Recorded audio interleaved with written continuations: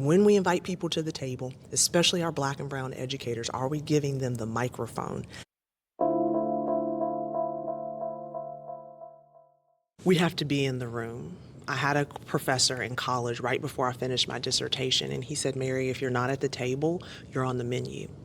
And when we think about what we're designing, when we think about experiences for Black and brown teachers going into communities who perhaps may be not used to having a person of color or not used to what that looks like and sounds like to be able to support a teacher of color, we have to understand that when we invite them to the table, we also have to make space for their stories, their narratives of compassion fatigue, of burnout, of experiencing what it's like to talk to parents who have never had an educator in their life who looks like them, being able to talk to your principal in a way that is not assertive or aggressive, but let's change our language to say that it's passionate because they have worked so hard to be in these spaces.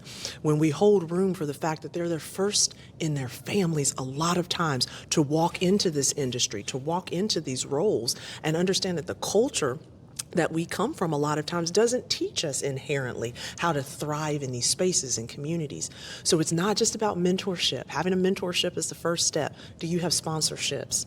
Do you have internships? Do you do side-by-sides? Do you have places and spaces where they can vent and then not have to be retaliated against because of the truth that they spoke of their experience? When we invite people to the table, especially our Black and brown educators, are we giving them the microphone?